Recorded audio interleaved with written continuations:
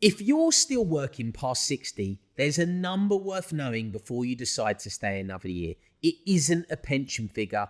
It's how many healthy years you have left to enjoy what you've built. In this video, I'm going to show you what the health data really shows about working past 60, why an extra year of income adds far less than you'd actually think, and what the numbers say about the two things you just can't get back. So point one, the health window is narrower than you think. A lot of people plan retirement as if their good health is guaranteed to wait for them.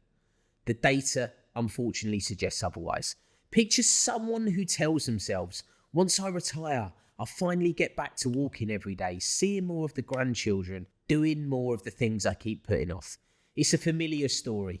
The assumption underlying all of this is that health stays roughly the same until you decide to stop working. But as we know, for a lot of people, that isn't how it plays out. So let's look at the data.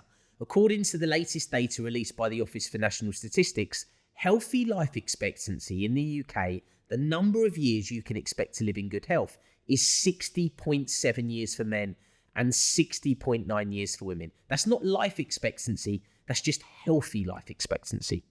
For a lot of people working into their 60s, that window is already closing while they're still at their desk.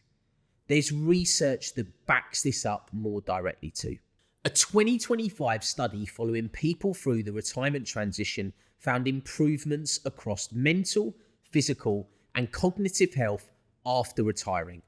And those improvements were more pronounced for people who retired earlier rather than later. Separately, a well-known US survey found that a large share of retirees aged 62 to 70 wish they'd retired sooner. Though it's worth saying that's US research, and those retirees said they'd only have done so if they could have kept the same level of financial security. Still, it's a point to a pattern worth taking seriously. The regret doesn't always run the way people expect.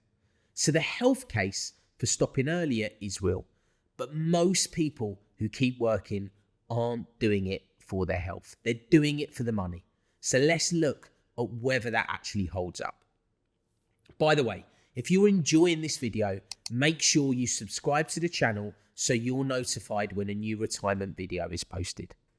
Point two, the extra years add less than you think. Here's the part almost nobody sits down and properly calculates. An extra year or two of work past 60 rarely adds as much to your retirement as it feels like it should. Take a hypothetical example. Alan is 61, earning 48 grand a year. He decides to work 2 more years, assuming it will give his retirement a meaningful boost or bump up, which sounds sensible.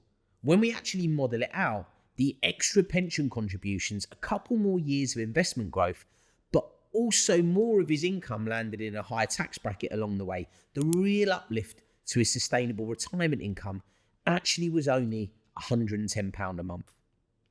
2 years of his life for roughly enough to cover one weekly shop. This is an illustrative example, not a specific client outcome, but the pattern and the understanding is an important one. The reason it happens is simple. The biggest gains from pension saving come from time and compounding. And by 60, you've already used up most of the years that compounding needed. Adding 2 more years at that end adds far less than 2 years would have at 35. 3 things worth knowing here. 1 is tax creep. Extra income later in your career often gets taxed at a higher rate than the income it's replaced in retirement. 2 is the shrinking time horizon. Money added in your 60s has far less time to grow than money added earlier due to the compounding effect. 3, enough is the actual target, not just simply more. If your number already works, extra years of work aren't automatically making your retirement better. So if the extra income isn't the reason to keep working and the health case say stop sooner, what's actually holding people back? Point 3, what you're trading and what you get back. For a lot of people, the blocker isn't the money. It's the fear of losing who they are without the job. Let's picture Margaret, 30 years in a career she built her whole identity around. She was convinced that stopping would mean losing the thing that made her her. When she did eventually step back, she found herself mentoring people earlier in their career and picked up a hobby she'd abandoned decades ago. Retirement wasn't the end of her identity. It turned out to be room for a different version of her. This isn't true for everyone, and it isn't a reason to ignore your finances, but it's worth separating the two fears, the financial fear and the identity fear, because they need different answers. The financial fear needs a proper number, not a guess. The identity fear needs a proper plan for what comes next, not just a couple of ideas that live in your head. 3 practical things to check before deciding either way. First, an honest look at your health and energy right now, not 5 years from now. Second, the actual gap between what you'll spend and what you're guaranteed to receive, state pension and any other guaranteed income rather than a headline saving figure. And third, a proper personalized calculation. This was never really a choice between money and health.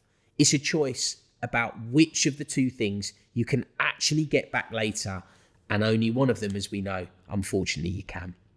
You can always earn more. You can't get back a healthy year in your 60s once it's gone. If you're watching on the TV, like many of our viewers are, you can book a call by scanning the barcode that's displayed on your TV now. Just take out your mobile phone and open the camera app. Point it at the screen and tap the barcode. This will open a web page for you to book a call. Otherwise, you can use the link that's been provided in the description box below. Make sure you subscribe to the channel so you're notified every time we release a video. Thanks for watching, and I'll see you in the next one.